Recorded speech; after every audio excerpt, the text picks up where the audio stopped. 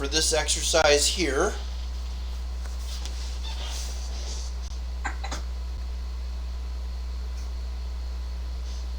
oh dang it, I closed off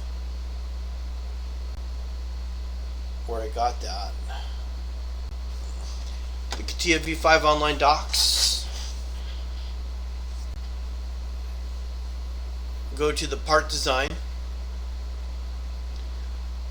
Under workbench, you're going to use transformation features. And we're going to do patterns. And the pattern we're going to use is circular pattern. And you're going to download this part by, you should be able to download it and it'll go into your folders, and it should be found under My Docs or Downloads. And you see I downloaded it a number of times, so usually 3 or 4 times. That'll be plenty. Just keep downloading it and then one of them should work. I clicked on this one.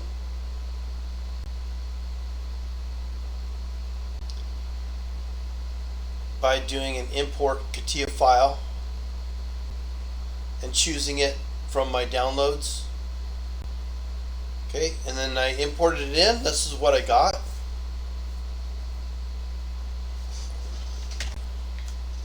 And in the Word doc, what they're doing is we change this diameter to 139, or maybe that's what it is.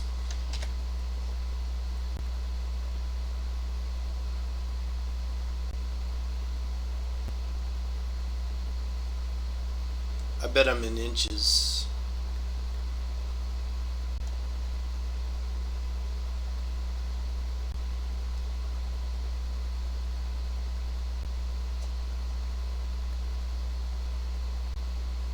Let's change our legacy preferences. Since this part's all in metric.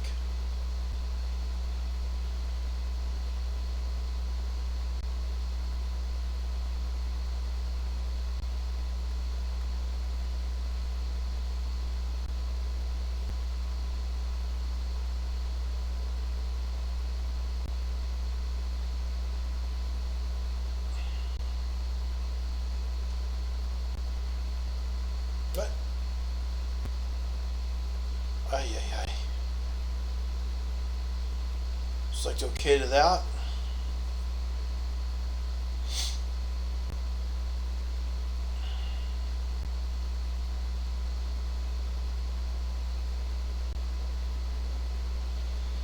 I'm having a hard time grabbing the edge, so what I'll do is I'll change that selection. Oh, this one here to edge only, and I'm going to grab the edge there.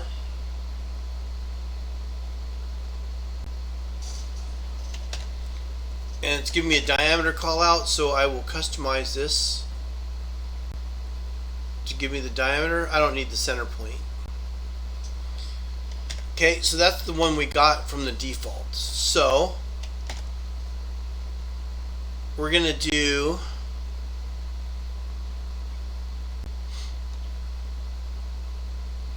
you're going to have to create this first using a circular pattern. So no problem. We will expand that and find pad number 2.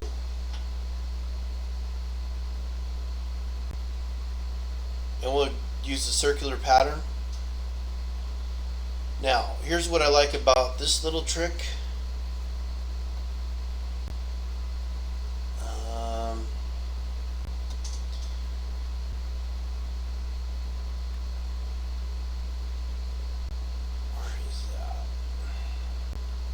I'm going to use complete crown here, and reference will be the center here. Preview that. Okay, and then axial crown definition. If I change this to 2, You hit preview, see what it's doing. But what happens here is that's not a big enough plate. So you got to go into your sketch.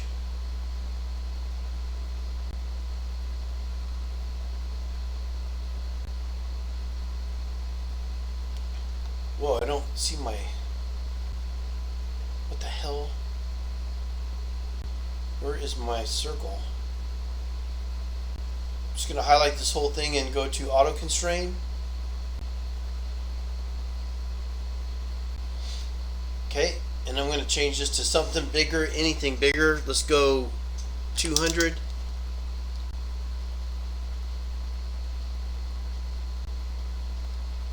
All right. So there's your plate. I'll go ahead and hide my measurement. Now, the problem with this is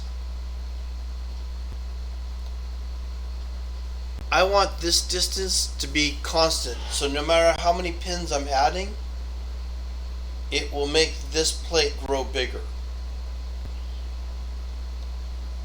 So that's my goal, is to figure out a way to get the plate to grow bigger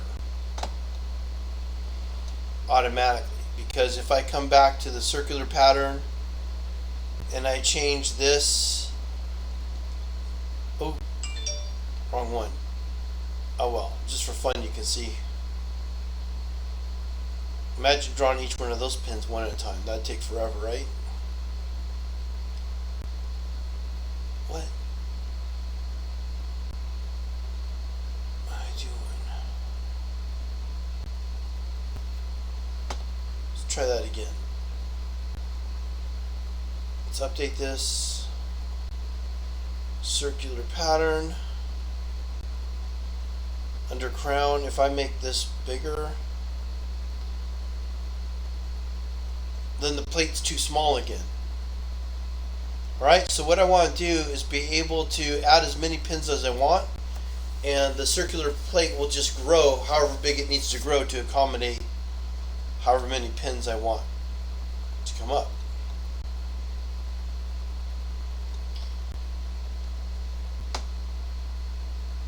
So back to the Word doc here. We got this done. We made our plate big enough, but I just demoed if I add more pins, the plate doesn't automatically change. I want the plate to automatically grow. So that's where we can have parameters come into play. So first thing I need to do is use real. So we're going to do a formula and we're going to do real. We're going to create two different real parameters. So the real parameters we're going to create is for the circular pattern, the crown definition, the instances in the axial references, which is in the straight line, and for the crown, the circular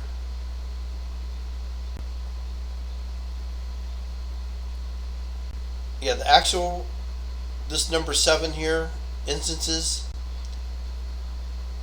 that's 7 going around this way, and then under the crown definition, the circles is these circles being spaced 20 millimeters apart. I want to automatically have it figure out a distance here. Okay, so according to the Word doc, we're going to use formulas to create a new parameter to create a real.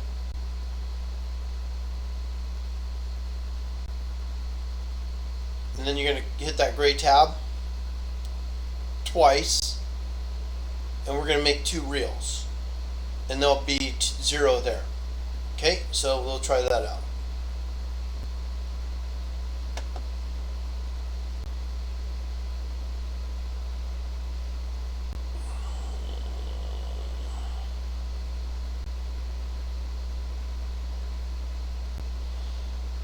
So there's your FX for your formulas. And we got to switch this to real. Click this twice. There's 1, there's 2. Open up my parameters. Those 2 reels are there. I'll select OK. If those reels don't show up, you have to make sure your legacy preferences has those turned on.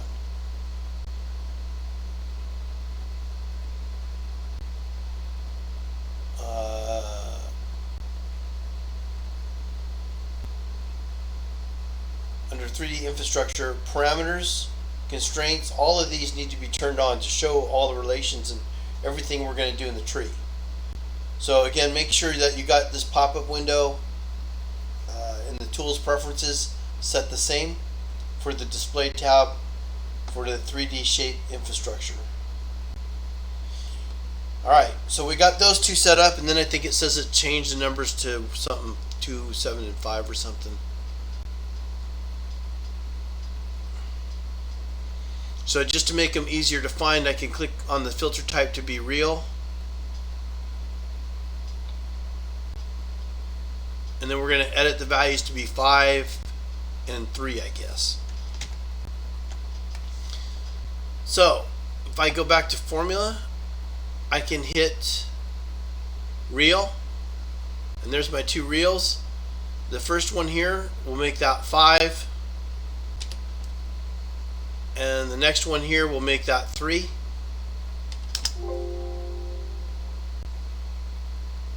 Okay, so now I've got 5 and 3, but nothing's going to change, okay, because nothing's linked to it yet.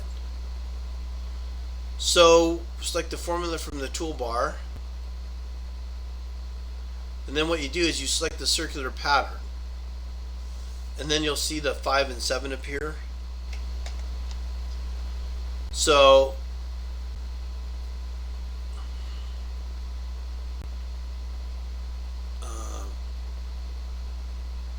select the circular pattern. Right now I have it set to 12 and 7. Okay, so what we got to do here is we got to link these two numbers up with the two reals. Okay.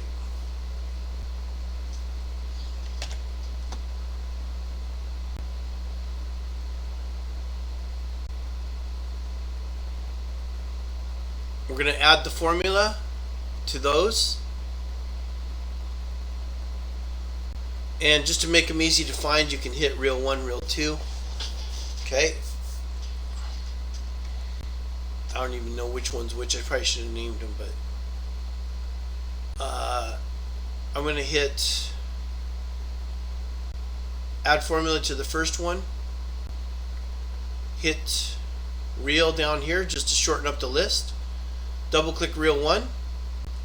That's reel 1. I just made whatever's in the pattern equal to whatever reel 1 is. So I'll select OK. I'm just going to hit apply, and you can see that the first one is these 5 right here. I have 1, 2, 3, 4, 5. Okay.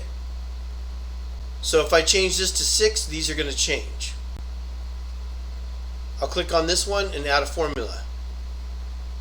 Reel to reel number 2. Now you can also pick reel 2 off there or off of here. Doesn't matter, but make sure it says reel 2 right here in this field. I click on reel 2. You might have to double click to get it to show up. Once reel 2 shows up there, I hit OK, and I'll hit apply. You notice now it's set to 3. I will select OK. I think that's where it had me go to. Alright, now I'm going to advise you to make a snapshot and put things in your own words if this doesn't make sense to you. So I walked through the steps on what I did for reel 1, and then I walked again through the steps. Oh, notice the angular changes to 5, so we did that. And then we do it again, we add another formula, which I just did. And then I gave the 5 steps again, a repeat to get reel 2 in there. Okay? So right now, when I look at my formulas, they should say that those have formulas and that they're active. Again, I'll hit the FX. And the easiest way to do this is if you just hit the circular pattern, you'll see those show up. There's your 5 and 3. Yes, they're active.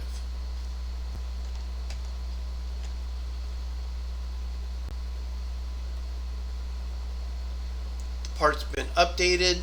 Okay, so it looks like this now.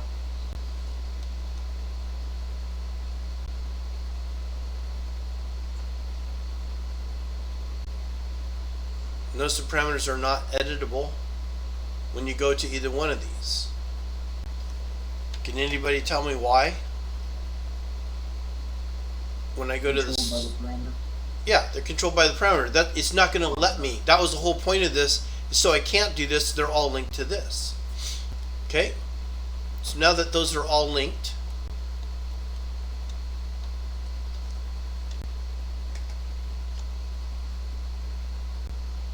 everything is now controlled from the parameter tree. Edit the parameter match above figure.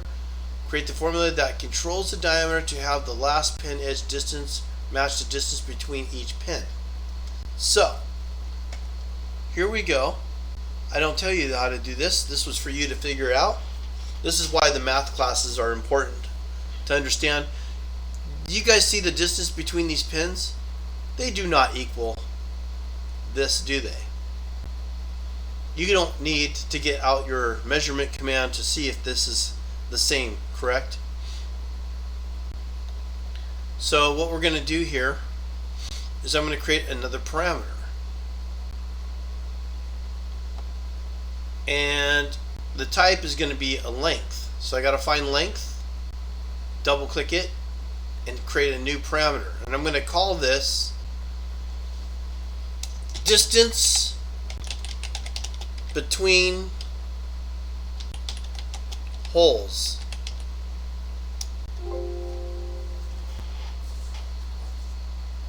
Now, do you see how it has quotes here and a quote here? That's no good. So I'm going to go back to formula and hit renamed parameters. I have spaces, so I'm going to underscore that, underscore that, and hit OK. Notice I don't have the quotes anymore. So CATIA does not like spaces. If you guys do assemblies, you want to make sure all the detail parts have no spaces. For example, if I had 5 shims and there was a shim 1, 2, 3, 4, and 5, and you said shim space 1, shim space 2, shim space 3, and you put it in the assembly, only one of those shims are going to show up because it stops reading the part name if there's any spaces. So I think some point I tell you about these quotes and it's not any good, so make sure you don't have any spaces. I use the underscore to represent a space. Now, distance between the holes, I'm going to make up a number, so we'll go with 20 millimeters as an example. Okay, so where do I control the spacing between the holes? In the circular pattern, this complete crown is the rotation, and crown definition is the spacing. And what I'm going to do here is I'm going to just edit the formula right on the fly. Edit this formula, renamed parameters, distance between holes is the one I created. I just linked it to that one. I select OK. If I were to select OK and change this number to 30, cool, right?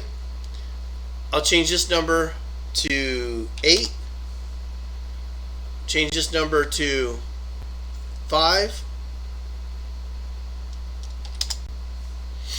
Okay, now the problem is the plate didn't know to grow. Does anybody know what I have to do right now to make that plate grow?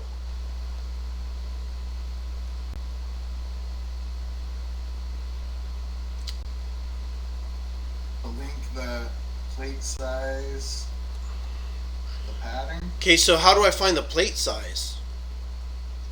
Is it in your sketch? Yeah, if I click sketch and I look through this list,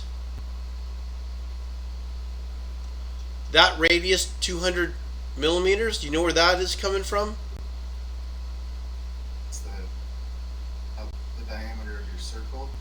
that's in height. See that circle is 200 right now, right? If I change that to 250, sure, the plate's bigger now, but I want it to do it automatically. So I go to Formula, and I pick on the sketch, and I know it's going to go find it. There's that 250, right? Okay, another thing I could do here is rename that.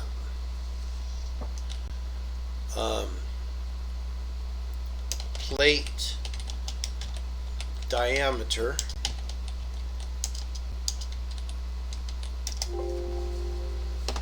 Now, why do I have quotes right here? Can you guys see those quotes? Got a space. I got to get rid of that space. And what did I use to get rid of the space? Underscore.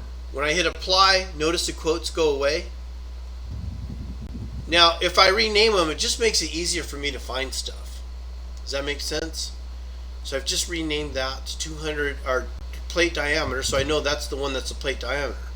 So when I hit apply, sorry, I'm going to add a formula, and the formula is going to be this times this one. Hit OK. Hit OK. Oh, that's no way. God, that was so lucky. Oh no, it wasn't. Okay, that shouldn't. I was gonna say that shouldn't have worked. Does anybody know why this plate isn't big enough? Because the center of the hole is right on the outer circumference. So you need to have a little bit of offset to get past that last peg. Right. See, I'm going from the center here, and I took 8 times the distance of 30. And that's how it's calculating the radius. So if I double click the sketch here, Should have been 9. see that's 240, right? What I need to know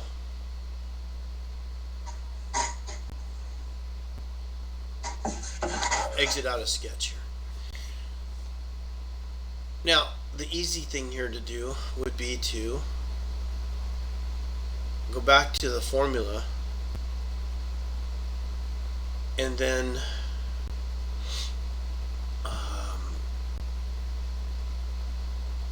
double click on it and go plus this distance and hit OK and hit OK. Alright, so now what I know is the distance is from here to here to here to here to here to here to here to here to here, okay, plus one more. Now, how many spacings do I really have?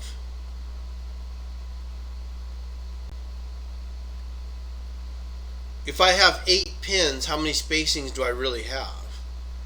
Oh, 7. 9. Or in between. 4 pins, 3 spaces, correct? Yeah. Okay. Let's go back to my formula. Now, you could do that and I would never know the difference. If I double click this formula, in reality, it's parentheses minus 1.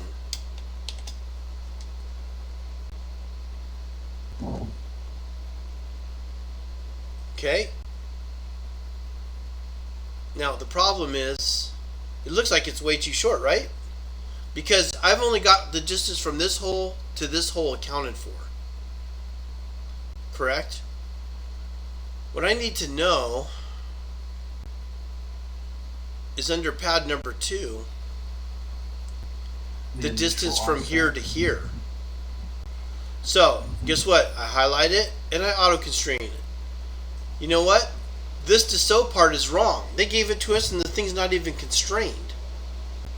So there's your 30 that I've got to account for. I'm going to exit out.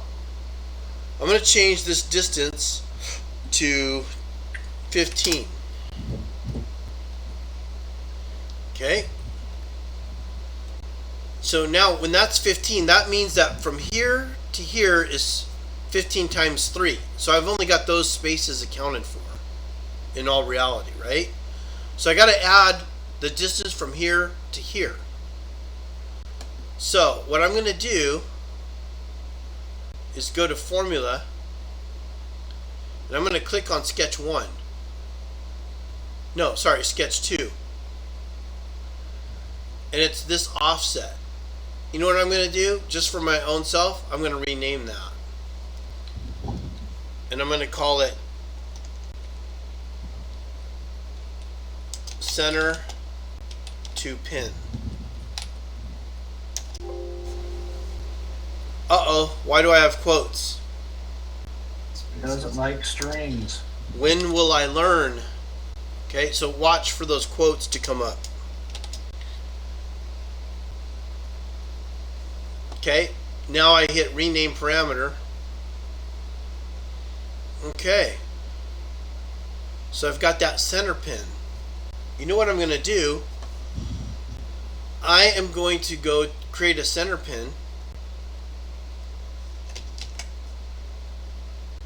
by going back to new parameter and type in center pin. But remember my trick? I made one of them capital letters so I would hopefully remember which is which. So I'll make that one capital letters. Now the trick is, which way do I go? Which one do I add the formula to? The one that's highlighted, or this one here in this sketch? You add that one to your parameter. That way your parameter's adjustable on the fly. So hit add formula right now. No, other way around. You want to add the formula to the capital one. That way it's over there in the spec tree. Let's see if I'm wrong. Under center pin, I'm going to I hit rename parameter, and I'm going to double click the one that's capital letter. I got lowercase equaling whatever this is. Center pin lowercase is from the sketch, correct? Center pin capital letters is from this list. Right now it's saying the center pin from the sketch is going to equal the center pin here. So do I have it right, or did I do it backwards? You know what? I can never remember. I just say okay and try it. If it goes backwards, I just go the other way with it. So see, it went to the center now. So I'll change that back to 20. And now it's moved out. Okay, I always get them backwards, I'm telling you. I don't sweat it. I just reverse the order of how I did it if I screw it up. Okay, now that means when I go back to formula and I'm pick on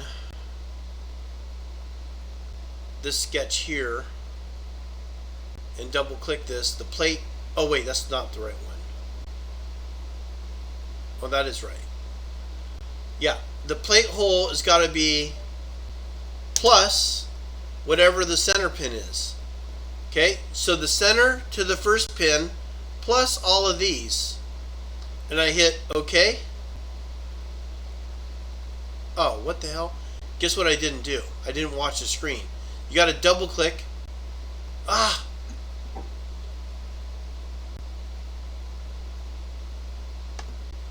Oh, what did I do? How do I get out of this? Okay, I'm going to double click this plate and I'm going to do plus the center pin. You got to make sure it says center pin here. Don't just click it one time. You got to double click it to get in there. I'll hit OK. So how come it's not big enough?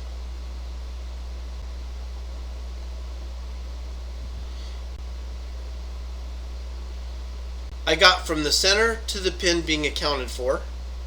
and then I've got the 3 equal spaces. So the 3 equal spaces is right, but really what I need is 4 equal spaces. So earlier, I think I taught you guys when you create hole patterns, if you're going to do a hole pattern, you got to do however many equal spaces you have. But with this, we're trying to get the diameter to go the equal spacing plus 1 more spacing. So in reality, I don't need to do that minus 1.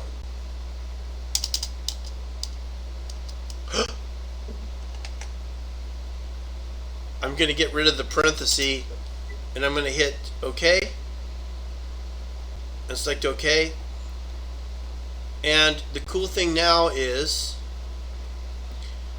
when I change the number of pins here to 8, the plate automatically grows to fit. Change this to 16. Okay. Change this back to 5. Okay, 8. Change this back to 3. Change this back to 20. Everything is equally spaced based on this. And the distance between the holes, or the distance between the holes are all at 15. If I change this to 25, it's just getting bigger and bigger.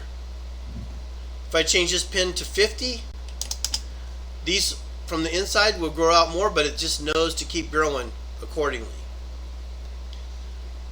Are you guys starting to see the power of what the parameters can do for you? Yeah. There's so many configurations you can wind up having once you start learning how to apply these formulas. Very powerful. Plus, it's fun to do. Are we gonna start getting like into conditional statements in these too, like if-then statements? Yes. Oh man. I'm gonna go to 15. Here we go. I'm gonna go to, let's go to 10. All right. So again, if you look at my formula, I could have done it a lot faster now that I know what I was doing, but I wanted to walk you through certain steps so hopefully you can see how everything applies. The first 2 reels are linked to the circular pattern. See, these are formulas now that are linked for both the axial reference and the crown definition. If I hit FX, there's your formulas right there. Your circular pattern is now linked to reel number 1. And could you pull up that this formula here, the circular pattern is linked to reel number 2. Okay? And then I created distance between holes. That's these right here. Now where is that linked? In the circular pattern under the crown definition, the spacing is set to 25 because it is linked to this distance here. And then this 50 is the distance from sketch number 2, which is this circle to the center axis here, which is something they didn't provide. I had to go constrain that myself, as well as sketch number 1. Remember, I had to go into sketch number 1. They didn't have that sketch. I auto constrained it to sketch, to create that radius, because they didn't do it right. But I've taught you guys everything has to be fully constrained. If you don't have it fully constrained, you wind up having headaches. Like I can't even start working on this part. All right, that concludes this demo. Hopefully this will help you all out.